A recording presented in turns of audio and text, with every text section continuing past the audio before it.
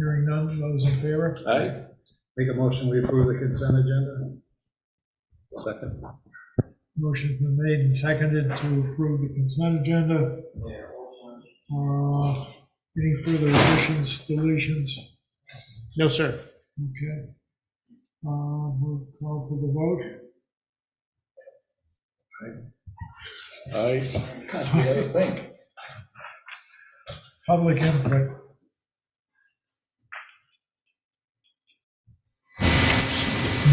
Hearing none.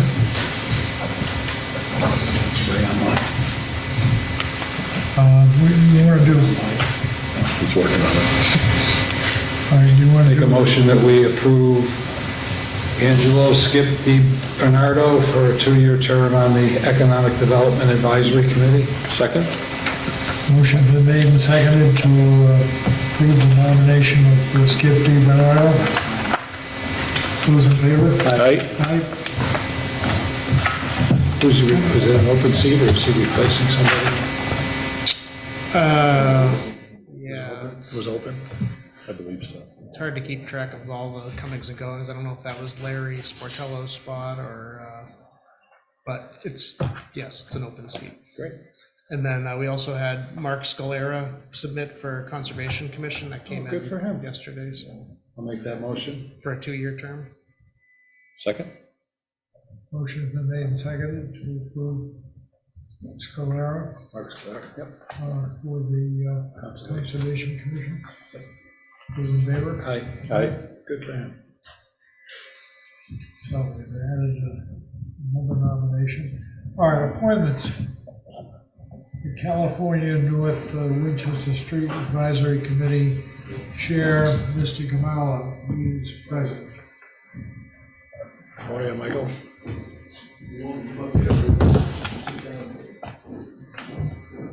Us mics have to stick together over here, Michael so. might share the microphone with you. Do you want to share the microphone? Our goal was to determine out of 5 different options, 2 of them that we would recommend to the Selectmen to help renovate California Street and Winchester Street. And I think, or come up with other suggestions maybe. Is that basically what we're talking about? Yes, that's basically what we're talking about. Okay. Now, the first thing is that we said that we thought the first option was that we could leave them the way they are, both ways, and leave them the way they are. The second option we chose was take California Street and make it one way and make Winchester Street both ways. And part of the reasoning was that is that the business at the end of Winchester Street, Bob's Garage, the way they operate and what they do for the town of Swanzey and going to accidents and what have you, they said they'd probably put them out of business. And that being one of the main streets in West Swansea, I think that it's very important to keep that street both ways. It'd be nice to keep them, both of them both ways. Now, the other thought is, we really think that Main Street should be extended to Route 10. So that would be the main entrance to West Swansea on Main Street. Right now, Google has it, that you have to take California Street. Well, if you're coming down one way from Keene and you see California Street, you'd probably take a right and head out to the trailer park or California Brook Estates. So it would solve that problem and enlighten people where Whitcomb Hall and the historic district is in West Swansea. So first, I'd like to establish where Main Street starts and where it ends. Main Street always went to Winchester Street. California Street starts on the other side of Winchester Street. Winchester Street was Route 10 in the earlier years. And so the club building, the AA building, was on Main Street. So what I'd like to, I just wanted to make that point, because I think we need to bring that Main Street straight through to Route 10 and be able to put some signage up to say, this is Main Street, and this is important to us to come to the historic part of Swanzey and its beautiful Main Street. The other part that we looked at is, you know, it'd be nice if we didn't have to have a sidewalk. Maybe we could make the road a little wider, or maybe if we move some telephone poles on California Street. There's 2 telephone poles very, very close to the road. Maybe there's another option of maybe fixing the stone wall a little bit and making a deal with Ann. In any of those are not options because of price. Then you know, it'd be up to the selectmen to decide how they're going to maybe just take one road and improve it instead of trying to improve 2. And the last thing is, you know, we're always going to have the problem with traffic going through the covered bridge, and especially in times of crisis like the accident that we had here a few weeks ago on Route 10, where everybody was trying to get through the bridge at the same time, and most people didn't know West Swansea from you know, and they go to the bridge and people have gone one at a time, and a few people got ugly, I guess, but anyway, you know, when you get there, if you just, when one car goes, you all go, it makes it a lot faster, instead of waiting for somebody else to flick their lights on and off, and maybe, why don't you be nice to me? And you know, if you got 6 cars lined up on one side and you're going, all of you go, and vice versa on the other side. You know, I ran a business right next to the covered bridge for almost 40 years myself, and lived on the other side of the covered bridge, so I was kind of familiar with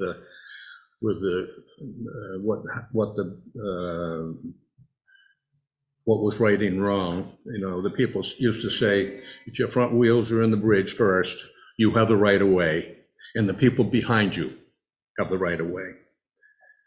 And those were basically the only 2 things. There's one more thing, though, that you can't honk your horn at midnight, because you might wake up my mother and father. But that's basically the rules that we should try to make people follow a little closer, and then we wouldn't have any buildups on either side of the bridge.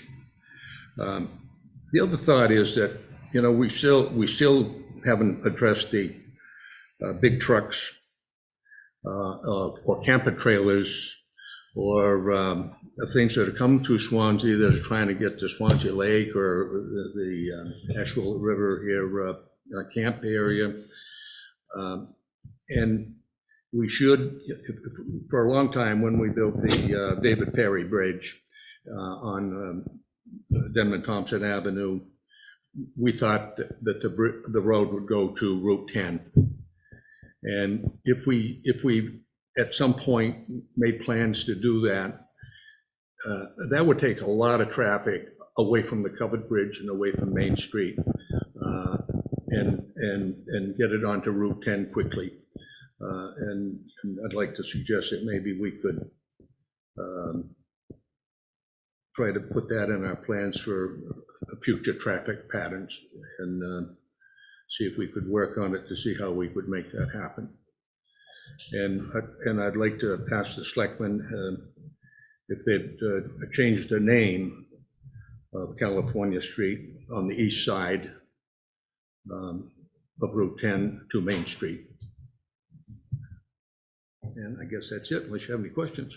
I do, Mike. I follow the name change, and I followed the Denham Thompson extension. But I didn't follow what the committee's recommendations. Well, the recommendation was, option one, I believe, was that you could leave it the same. Is that the committee's recommendation? That was one of them. And the other one, you asked for two. And the other one was to make California Street one way in and leave Winchester Street both ways. No, did you think the first recommendation and the first recommendation? Make it as it is. Yeah.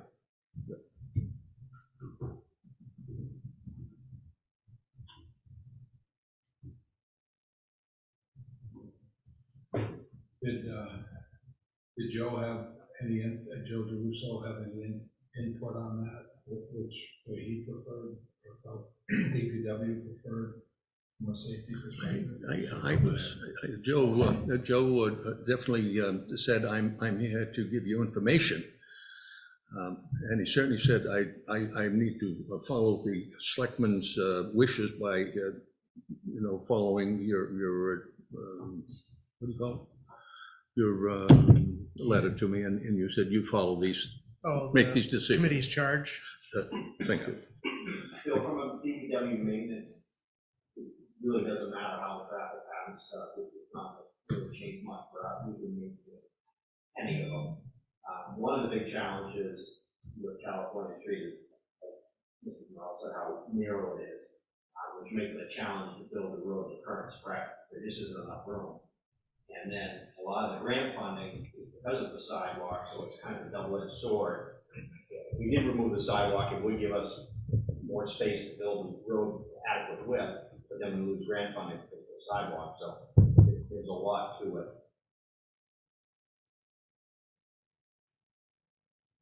So what is your thought? I guess it's going to come down to funding, and a little bit more what the engineers think they can work with. I think if the public's input is they want the traffic patterns to remain the same. If we did have to go with one way, I think the way would be what the committee decided would be California coming in, and then North Winchester remaining two-way traffic with the improvement.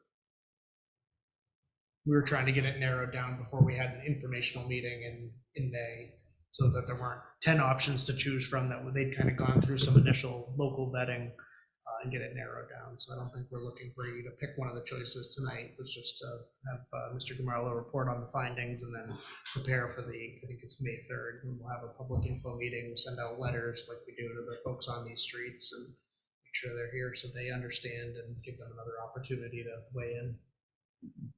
A better understanding of funding at that point in time. And the cost differences. Yeah. Do we have a sense of how much land we own width-wise as a town for our rights of way? Police or the engineers have that, and input is very limited. So what we basically see is a footprint, that's The sidewalk or the edge of the road, yeah. there's no additional, so basically from a stone wall. I can, just from my own experience at my office, which is a one way in, one way out, and watching people go the wrong way, and they do it multiple times during the course of the day.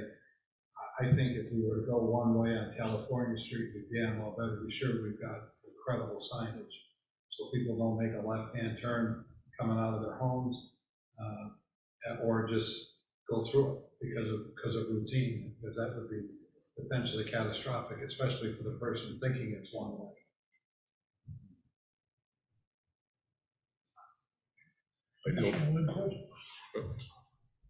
I don't think the people on California Street want it one way. I think that's the solution that we finally came up with, because that's the least number of people that would be affected, except for the people who go through the covered bridge and try to get to Route 10 quick every day. So we tried to do it the least painful way that we could think of.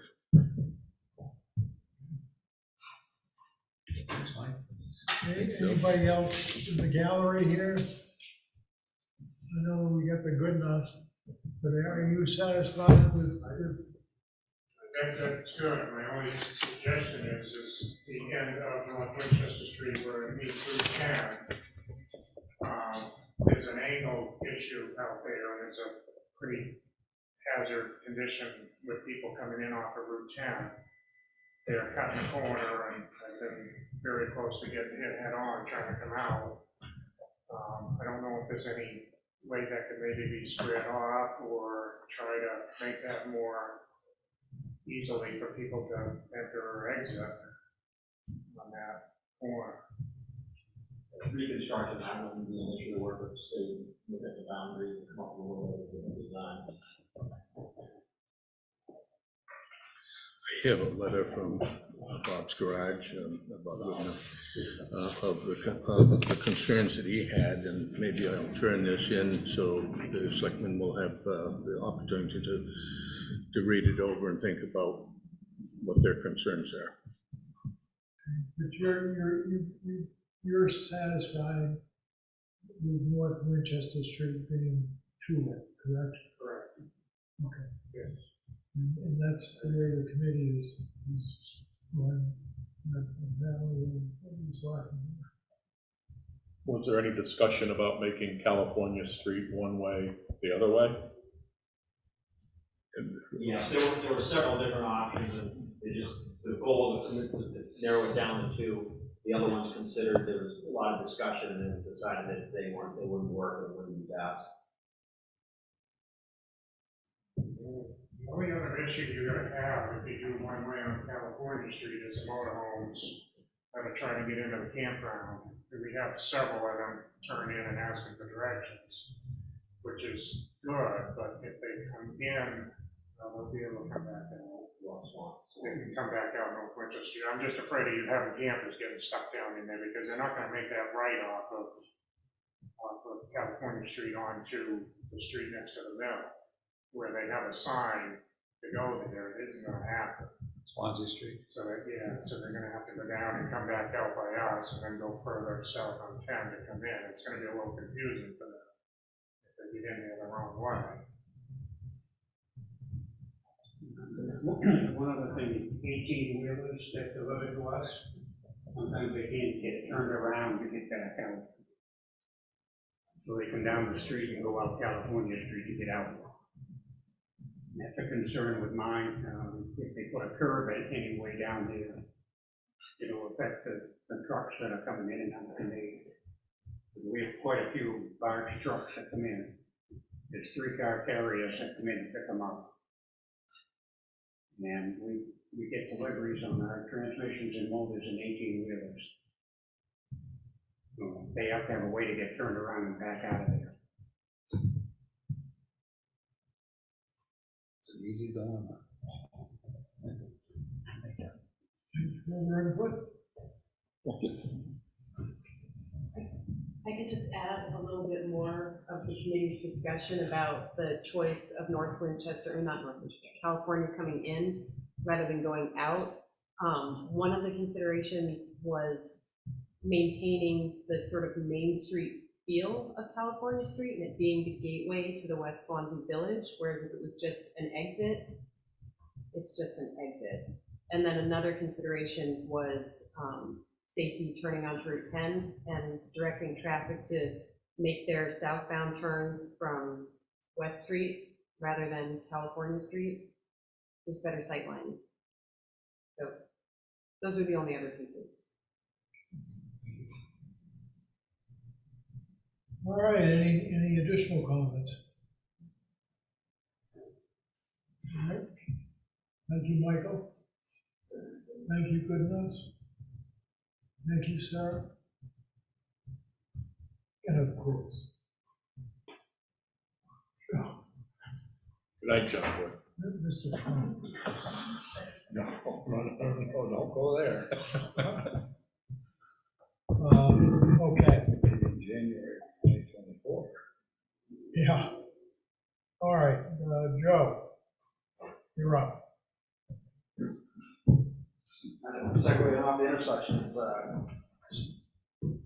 planning between the Swears Crossing Road sidewalk and some road improvements. I was getting ready to submit excavation permits to the state to change some intersections around. One of them, I think, Bill, will be near and dear to you because you've mentioned it to me, is Carlton Road.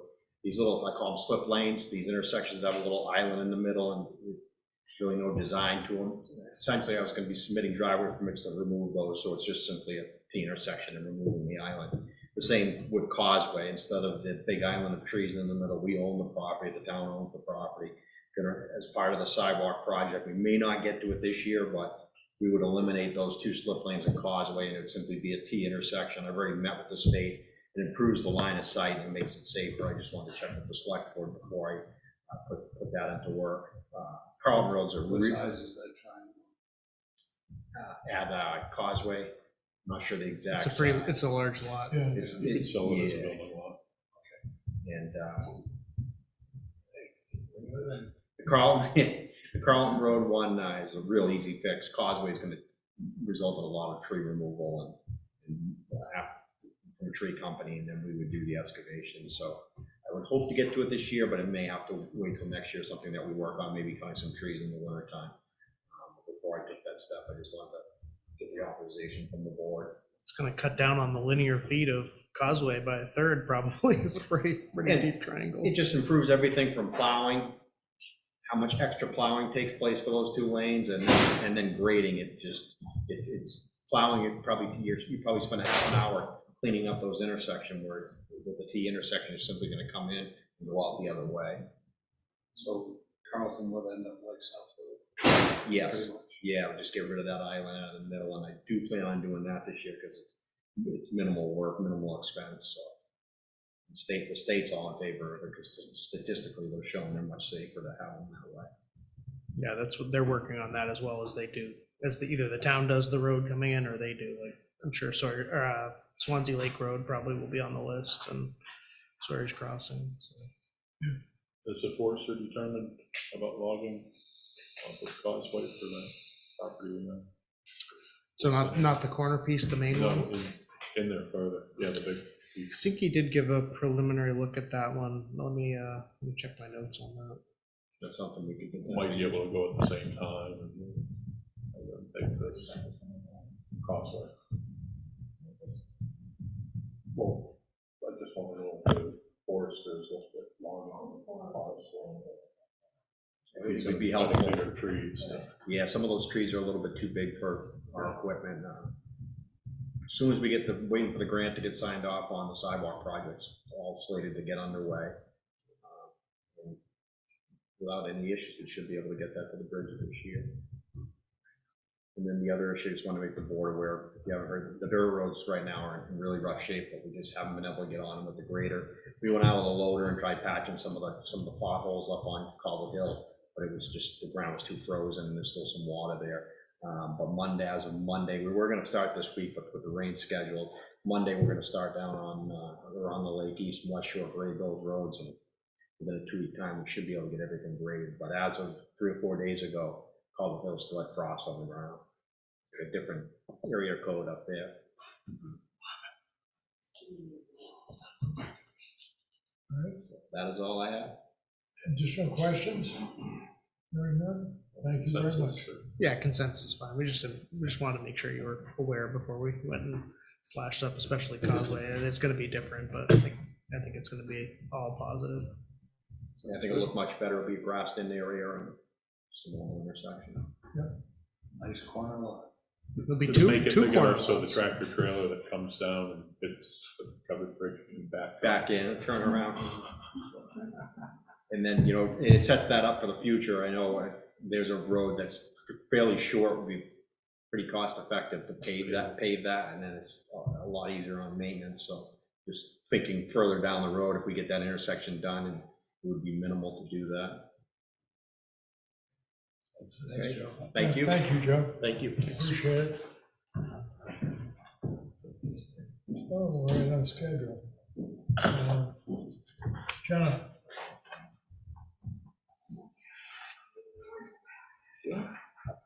Congratulations on a good year.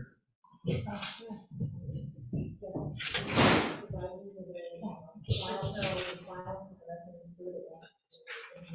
Sure. So I just wanted to do a quick overview of revenue. So in 2022, we finished just over 20,000, which was a pretty good year. We were pretty busy. This year is actually shaping up to look like it might even be a little busier. Right now, with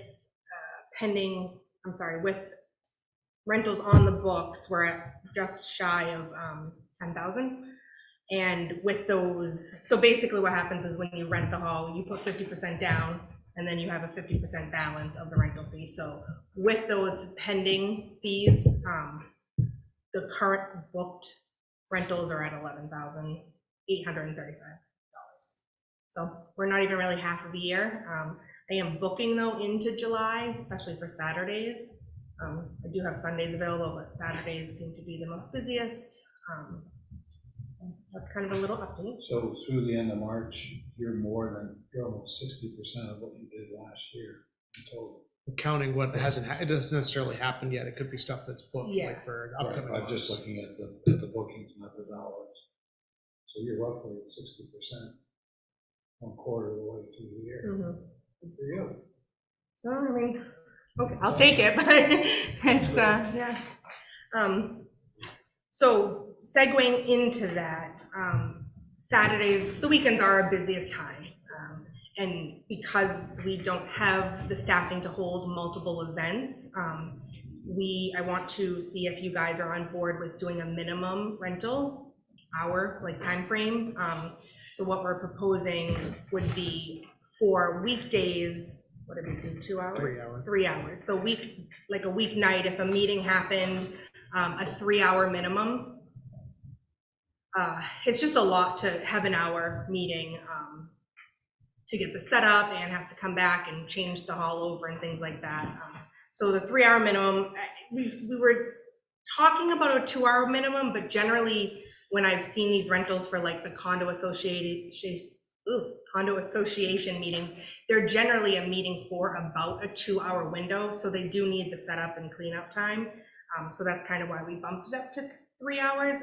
I'm comfortable with saying 2 on the weekdays.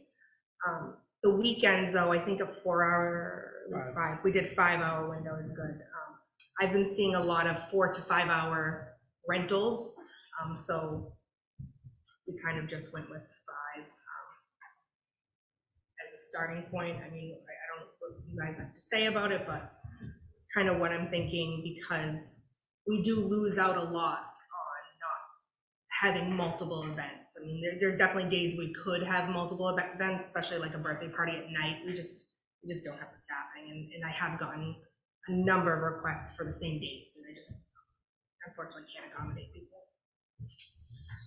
With that, cost of living, everything is increasing, electric, oil. What is that? Utilities. Utilities. So we were thinking about doing a small increase. It's about $10 per hour for each rate we have here. I think it's pretty minimal. I think we were still kind of in the ballpark. I did check around to see what other towns were doing, and we still are in the ballpark of other like buildings around Cheshire County. We are a little bit nicer than some of them, so I think that $10 increase isn't too much, and I don't think people will really bat an eye at paying that $10 increase per hour. Other questions? What do we have planned in order to increase the staffing to allow us to increase the rentals? As far as I'm understanding, we don't really have any type of plans. Are we putting any money into a capital reserve as a set aside, or are we finishing? We have a revolving fund, right? Is that what we mean? Yeah, so all the revenue goes into the revolving fund, which also largely offsets the utilities and the staffing for the not for Jenna's position, but for Ann when she comes in.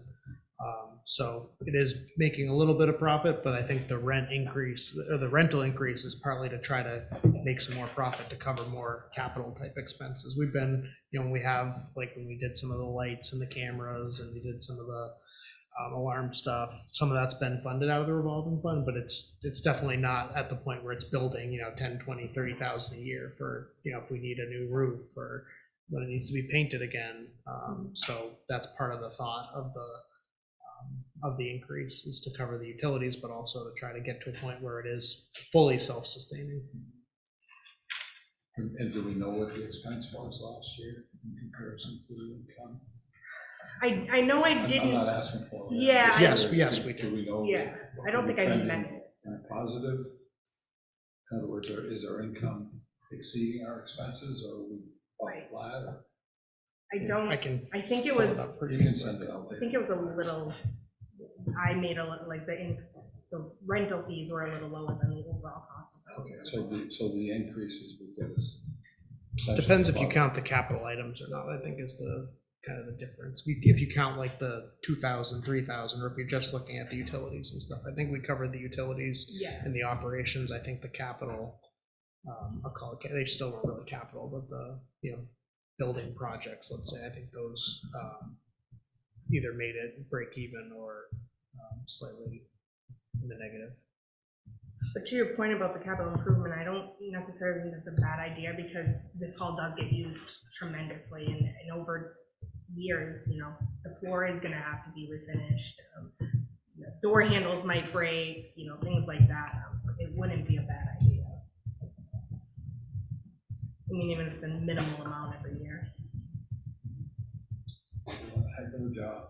Thank you. Tremendous growth. Over the 7 years. Sad to say goodbye, so. Well, you don't have to. Yeah, I guess if I want to stay back without my family. I hope it was a rumor I heard that you were going across the river. Unfortunately, it's not, no. Apparently I have to take up skiing, which I'm not That's a really good a thing. cold weather girl, so. That's a good thing. It's the restriction in your freedom. It's so sad. Those that are doing it willingly. Impossible. She's only semi-willing. Yeah, willingly might be a stretch, but I'm going along with it.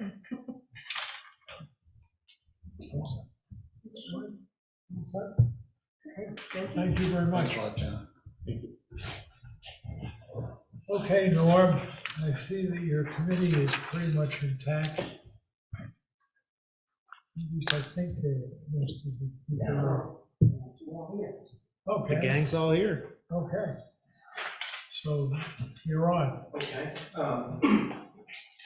The charge that the board of selectmen gave the Golden Rod Grange committee, we've been working on that. We've had 2 meetings in April, and we have 2 meetings scheduled for March. We're meeting here at Whitcomb Hall on the 2nd and 4th Thursdays of the month.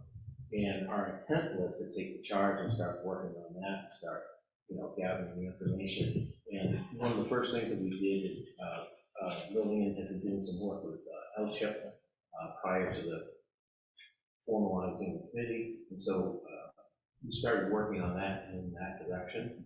And in the intervening time, Michael became aware of another grant opportunity, Community Finance Authority grant opportunity that is really promising. So we tried to do as much as we could in preparation of that. We're meeting with a representative of the Preservation Alliance for the state of New Hampshire at our next meeting, and we're meeting with Mike Electric on the 4th Thursday to kind of get a feel for where we are with the previous report that he did. And one of the problems with the report is it's 3 years old, and as you know, in the last 3 years, there's been a lot of changes with inflation, cost of construction, so we wanted to get up to date with that. But our focus is now really swung into the grant, and Michael's been kind enough to assign Julius to work with us on the grant. And so all of the committee members have been writing. Our recommendation is basically we want to get permission from the board of selectmen to formally apply for the grant if we get it to accept it, which would be an 85% grant with a 15% match from $1 million. So that would mean go a long way with that building without having to ask the town for any money, other than what the town already appropriated and available to be used So I don't think anyone on the committee really felt that, we wanted to get out of the road, only looking at public money because money's already been appropriated. Thankfully, it's still available for people to use for this. So naturally, there are conditions for the grant, and there's about 22,000 word narratives that have to be completed. And all of the members of the committee have been writing content and working with Julie to get that prepared. They have to give us the thumbs up for that. So one of the things in the charge that we were going to be working on is what would be the purpose of the building. That's always been a question that pops up. And we were working toward that even in our first couple of meetings, but the grant has kind of brought that more to the surface, that we have to really commit to what the purpose would be, because we want to match the grant actually. So basically what the committee is recommending for a purpose for the Grange is basically what, and not to minimize it or to is have the purpose what it's always been. It was built in 1916 to be a gathering location for the community. It was a central place where people in the community could meet, hold meetings. The Grange, a lot of other people could meet there, and for a long time that was a meeting spot for the community. The grant has some conditions. One is they want you to have a target population that you use for this grant, and our committee feels that the elderly population in the community does not have a lot of good meeting space in the community where programs could be developed. We're not doing anything around coming up with programming, just getting this to the point where it could be used in the community, working with different nonprofit organizations and town groups. So the four things for purpose would be elderly. The second thing would be government use. And we had some conversations about the meeting space in here tonight, that a lot of people are looking for meeting space, but the town hall now is almost completely 98% dedicated to office space. And I think that created a change. It was a need for office space, but the change was where are you going to meet? You can meet here, and this is a great meeting place, but there is a very convenient meeting place that could take off some of the demand of this building. So government meeting, committees, boards, commissions. The third thing would be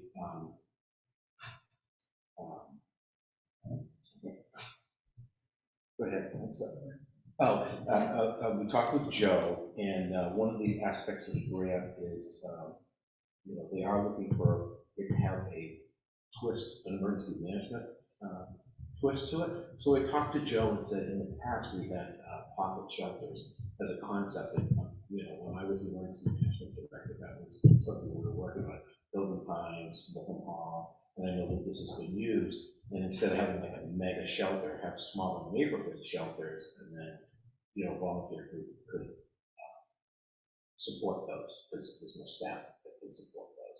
And Joe said that he felt that that was a very good idea. And people were familiar with the building because they were using it. They would be comfortable going there. They'd be close to services. So that wouldn't be the primary use by any means, but it would be something that we could also use. And then the fourth thing was nonprofits in the community. And there are a lot of nonprofit groups like the Preservation Society and other groups, elderly and otherwise. It doesn't have to be just elderly using the building. They would just be the main focus. So it would really be a sense of community, a sense of place. These are terms that are in the grant, but they do make sense when you think about it, because we're in a lot of places where the community can meet. Like when we have chicken barbecues here for Whitcomb Hall, those were good events because people came out for the community and met. And if you look at that as a small, version of that, and the committee is not looking at, necessarily emulate what Whitcomb Hall did. This serves a really great purpose. People renting it out. The committee isn't really recommending anything changes to the exterior or interior of the building on the National Historic Registry. And the building has significant historic value because it's one of 6 standalone Granges that was constructed just for that purpose.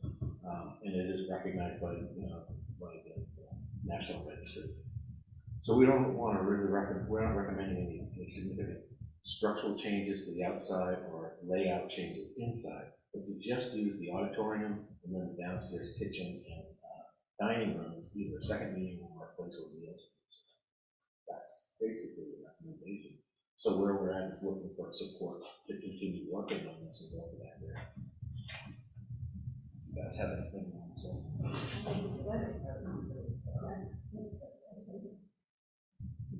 I'm really amazed at that, you know, we have a very short window for both.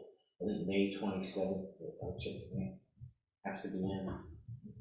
April 24th is this one. And everyone is just jumping in and doing, CDFA, sure. yes, like less than 30 days. But if we can't make that deadline for whatever reason, there is a possibility of a second submission for that. But just keep in mind, this is a one-time thing for a community center grant. It's just, they're very rare. It hasn't really come up, and I think it's tied to the American veterinary.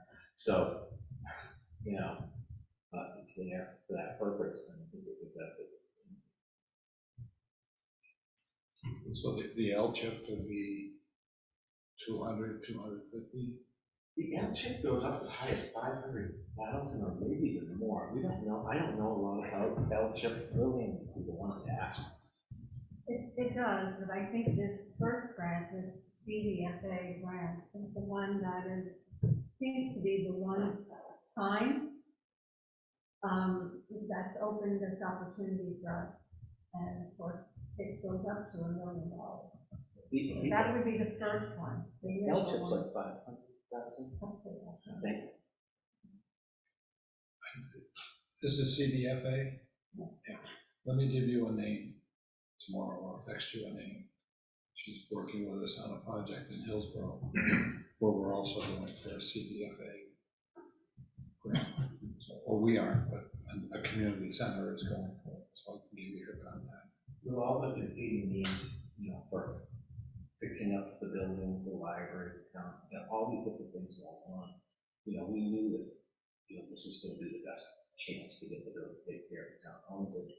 It's in decay, and you know, there's the historic side, which we're not talking about a lot, but the group that has been in the Preservation Society for like years and decades, you know, have wanted to see the building restored for the historic purpose too. I think that there's a number of people in the community that believe in that, but I think there would be a lot of support.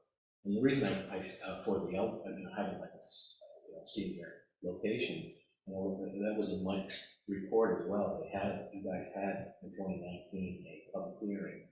I think 25 people came, and they listed those kinds of things that we're just talking about. So I think it was like right in front of us. We kept saying, what's the purpose? What's the purpose? Because it's kind of been there for a long time. So assuming there was a combination of $1 million and it's 85%, where's the other 15%? So that's approximately, it's $150,000. So, you know, we do have money that was appropriated by the town, which is in the capital improvement budget, which is about, I'm going to just for rough numbers, it's $38,000. And then there's some money, there's an amount of money that the Preservation Society has. They had a meeting last night, and they would be open to committing that money. They're also open to doing fundraising. I talked to Joe about, I think one or both of the grants would do in-kind soft match, you know, work that we've already done, so maybe perhaps Mike's report that we've already paid for to go toward it. And I said to Joe, asked Joe, you know, would you be open to, or would you be willing to do some of the site work in our septic system and parking? And he said he was very interested in the thought it was a very good project, and that if it was approved by the board of selectmen, you know, that he would be happy to work that in, and that would possibly get us, you know, $50,000 value that we would add. I don't know. I mean, these are some of the questions we've only got twice, so we're really hoping we can have more answers in time. Yeah, it is largely really good timing. It'd be nice if we had maybe 50 or 60,000 more, would get us to like 100,000 of a match. But it's better to have, you know, it's good that we have what we do have. be nice if we had a little bit more. I think like what Norm and I discussed was possibly like a two-phased approach, use the first grant to try to do the kind of the infrastructure, the foundation, the roof, the heat, maybe the septic and the parking, and then use the L-chip for like the nice stuff. That's more what they're interested in, to finish the inside. So I think it could be a good two-pronged approach. It's like you mentioned, kind of a one-time out of the blue opportunity. So it's really fortunate that the committee is still engaged and getting kind of the timing again. Maybe you could have used another month or two to get ready, but yeah. Well, I think the way it happened with Whitcomb Hall is once some of the grants were lined up, the donations kind of did follow. If people know that the donations are going to something that's going to happen because of the grant, they're more apt to donate. I think this is what we've been waiting for. And I think this is really what we've been waiting for, to be able to tell people so they can get behind this and support it. So I think just having this decision and being able to move forward, I would want that if I was going to donate to something, if I was going to support an effort, and I think it just seems to do this, that we have this. Okay, additional comments? Additional input? Okay, thank you very much. We'll send you 2 names. Should we assume, follow the charge and pursuing the grant? Is that a good assumption? Suggested function. Are you making that motion, Sly? I'm not, but somebody might. Yeah, I think So it'd be the good. motion is in the packet. Yes, it'd be good to have that in the That minutes. motion. Second. Okay, motion's been made and seconded. Any further input? Hearing none, those in favor? Aye. Aye. Thank you. Thank you. Thank you. It's great to hear that we're finally moving forward on the building, and that you're all in agreement now with moving forward with it. So Don't tell Joanne. thank you very much. Or Joe. Whoa.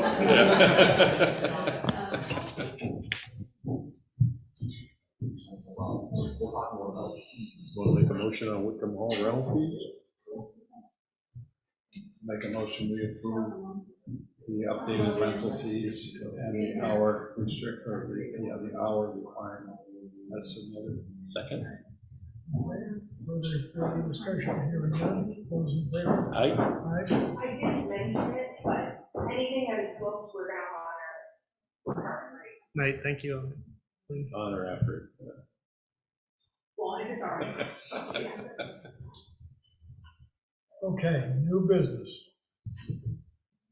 We discussed this a little bit last week when the chief was here, but we're requesting expenditure for a new police cruiser. We're looking at a Tahoe with outfitting for a total cost of rounded up to $57,000 from the police cruisers capital reserve fund.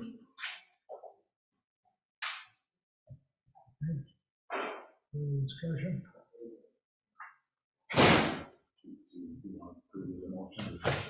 The motion would be helpful, yes, As submitted, please. I'll make that motion. Second.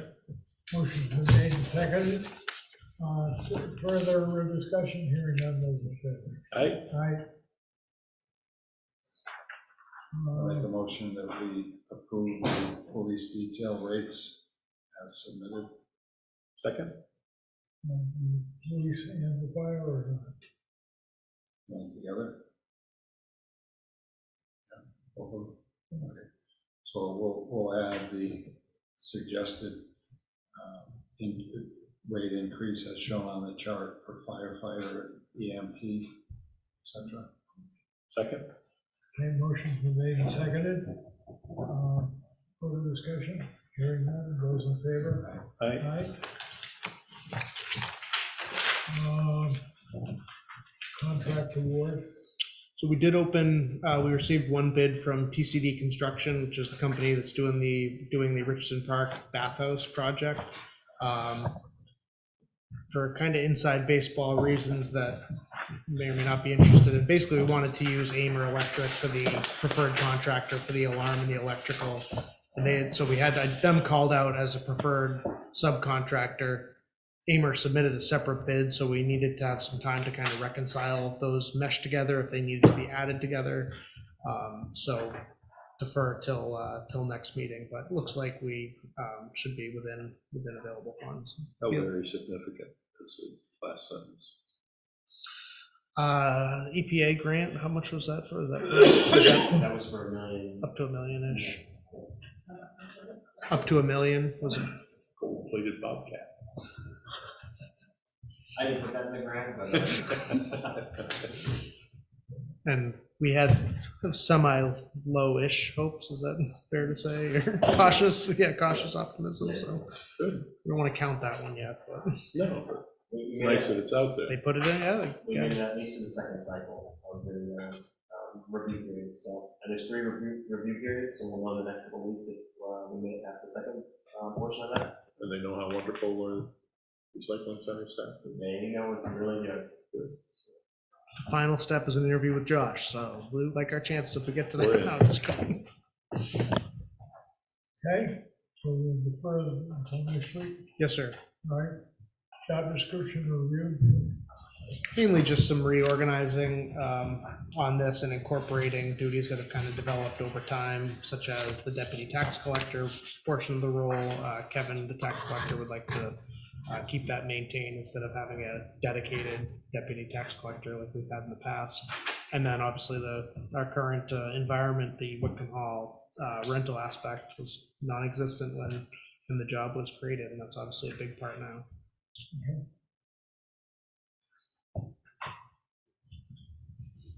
Need a motion? Looks like a motion. Either way, just as long as it's in the minutes. Make a motion that we accept the job description as presented. Second. Okay, motion's been made and seconded, regarding the administrative assistant job description. Further discussion, hearing none, those in favor? Aye. All right, Mainly informational at this point, but we have the 4114A hearings coming up on the 2 lots at the base of Marcy Hill Road that the board had kind of preliminarily discussed several months ago. Ran into a little bit of a hitch with one of them, but got through it. So I met with the Conservation Commission on Monday, and they were, I'd say, relatively supportive. Didn't have any major input, and I think planning board will be on their next agenda. I haven't seen their next agenda, but Joe doesn't need any of them for what he wants to do there. no, I don't think so. I think we have sufficient in the right of way. Or if anything, we're looking to try to narrow that approach up.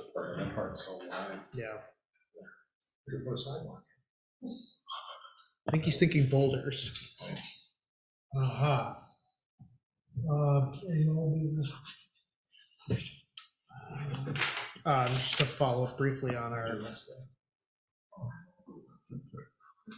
My daughter did that with the co-op.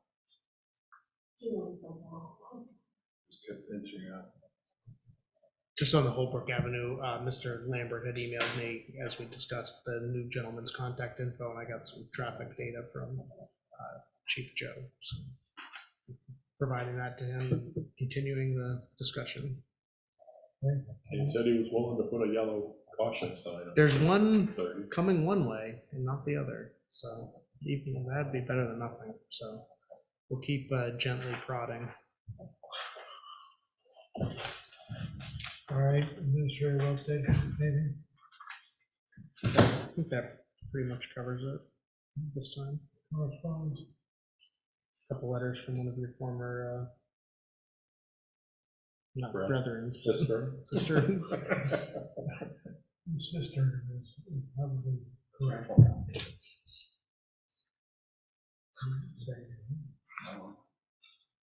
Colleague, one of your former colleagues. I think you were both on the board when we accepted that corner lot on Causeway Road, so. Yeah, we could. It was a nice letter of you promising that we're gonna do something great with that lot, and it's been a pine tree farm ever since. You've got a couple of non-publics? Might even just be one, but yes.